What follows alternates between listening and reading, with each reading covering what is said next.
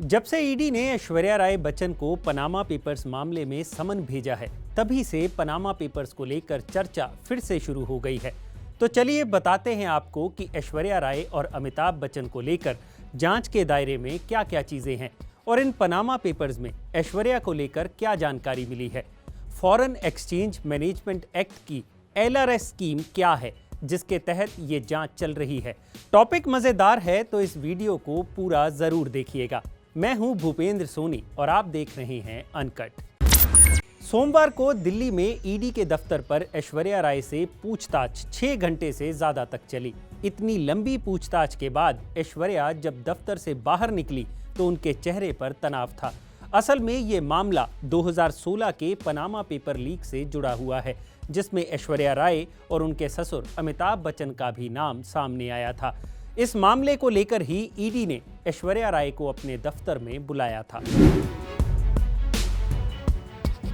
ED के ही सूत्रों के मुताबिक इन्फोर्समेंट डायरेक्टरेट के अधिकारी ये जानना चाहते थे कि मार्च 2012 में ऐश्वर्या राय बच्चन ने अपने पति अभिषेक बच्चन को जो 1.25 लाख पाउंड की रकम दी थी, उस पैसे का सोर्स क्या था। क्या ऐश्वर्या ने इस पैसे को ट्रांसफर करने से पहले RBI से परमिशन ली थी या नहीं। अब ईडी ने ये सवाल क्यों पूछे, इसके लिए इस कहानी का पूरा बैकग्राउंड समझना जरूरी है, जिसके लिए हमें चलना होगा साल 2005 में। यह कहानी बयां की गई है साल 2016 में पनामा पेपर्स पर छपी रिपोर्ट में, जिसमें मोसैक फोंसेका कंपनी के लीगल दस्तावेज लीक हुए थे। इन दस्तावेजों के मुताबिक साल 2005 में ऐश्वर्या राय और उनके परिवार के लोगों ने दुबई में ब्रिटिश वर्जिन आइलैंड की एक कंपनी एमिक पार्टनर्स के बोर्ड ऑफ डायरेक्टर्स की मीटिंग अटेंड की थी। इस मीटिंग के मिनट्स पर ऐश्वर्या राय के सिग्नेचर भी हैं। इसी साल इस कंपनी को बनाया गया था। असल में ब्रिटिश वर्जिन आइलैंड शेल कंपनियों के लिए मशहूर है, जिसके जरिए लोग टैक्स से बचने के लिए अपना पैसा घुमाते हैं। मोसैक फोंसेका के लीक दस्तावेजों के मुताबिक ऐश्वर्या राय, उनके पिता कृष्णराज राय, उनकी मां वृंदा राय और उनके भाई आदित्य राय को 12 मई 2005 को एमिक पार्टनर्स कंपनी का डायरेक्टर बनाया गया। 18 जून 2005 को ऐश्वर्या राय को डायरेक्टर से शेयर होल्डर बना दिया गया। 5 जुलाई को ऐश्वर्या ने गोपनीयता बनाए रखने के लिए अपना नाम मिस ऐश्वर्या राय से छोटा कर मिस S राय करने की अर्जी दी, जिसे डायरेक्टर्स द्वारा मान लिया गया। रिकॉर्ड्स के मुताबिक 2008 में इस कंपनी को बंद करने की प्रोसेस शुरू कर दी गई।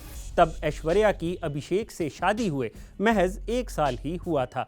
यानी ऐश्वर्या पहले इस एमिक पार्टनर्स कंपनी की डायरेक्टर बनी, फिर डायरेक्टर से शेयर होल्डर और फिर इस कंपनी को ही बंद कर दिया गया। सूत्रों के मुताबिक ईडी की पूछताछ में ऐश्वर्या ने इस बात की जानकारी होने से मना किया और कहा कि पैसे का लेन देन उनके पिता ही देखते थे, जो अब इस दुनिया में नहीं है। सूत्रों की माने तो इस मामले में रिजर्व बैंक ऑफ इंडिया की जो गोपनीय रिपोर्ट ईडी को मिली, उसके मुताबिक दस्तावेज बताते हैं कि अमिताभ बच्चन ने साल 2007 से लेकर 2014-15 तक अच्छी खासी रकम विदेश भेजी। नियम के मुताबिक साल 2013 से पहले लोग एक साल में $2.5 लाख से ज्यादा की रकम विदेश नहीं भेज सकते थे, लेकिन रिपोर्ट कहती है कि अमिताभ बच्चन लगातार इस नियम का उल्लंघन करते रहे। दस्तावेजों में लगाए गए आरोपों के मुताबिक अमिताभ बच्चन ने इस दौरान कई देशों की यात्रा की और कुछ कंपनियों में पैसा भी लगाया। साल 2013 के बाद विदेश ले जाने वाली रकम की लिमिट को एक साल में $2.5 लाख से घटाकर $75,000 कर दिया गया। दस्तावेज कहते हैं कि इसके बावजूद अमिताभ बच्चन साल 2014-15 में $2,34,000 से ज्यादा की रकम लेकर विदेश गए। अब यह नियम दर्ज कहां है? बस यहीं पर फेमा की एंट्री होती है। फॉरेन एक्सचेंज मैनेजमेंट एक्ट के तहत RBI की लिबरलाइज्ड रेमिटेंस स्कीम यानी LRS काम करती है। इसी में ये $2.5 लाख और $75,000 वाला नियम दर्ज है। इसको ऐसे समझिए कि अगर आप विदेश में पढ़ रहे अपने बेटे को पैसा भेज रहे हैं या किसी अपने के इलाज के लिए विदेश पैसा भेज रहे हैं, तो वो LRS के जरिए ही सेंड होता है। 2012 में ऐश्वर्या ने अभिषेक बच्चन को जो 1.25 लाख पाउंड भेजे थे, वो भी इसी LRS स्कीम के तहत ही भेजे गए थे, जिसकी फिलहाल जांच चल रही है कि कहीं वो LRS के नियमों का उल्लंघन तो नहीं था। अब आते हैं इसके राजनीतिक कनेक्शन पर। अभी हाल ही में अखिलेश यादव के करीबियों पर पड़े इनकम टैक्स छापे को यूपी चुनाव से जोड़कर देखा जा रहा है। और ये तो सब जानते हैं कि जया बच्चन भी समाजवादी पार्टी से ही राज्यसभा सांसद हैं। ऐसे में जानकारों का ये मानना है कि ऐश्वर्या को यूपी चुनाव से पहले मिला ईडी का ये समन यूपी चुनाव के समीकरण भी बदल सकता है। और हो सकता है आने वाले वक्त में अमिताभ बच्चन को भी ऐसा कोई नोटिस इशू हो जाए। शायद यही कारण है कि राज्यसभा में नारकोटिक बिल पर बोलने उठी जया बच्चन काफी गुस्से में नजर आई और उन्होंने भाजपा को बुरे दिनों का श्राप तक दे डाला। देखिए, आपके बुरे दिन बहुत जल्द आने वाले हैं।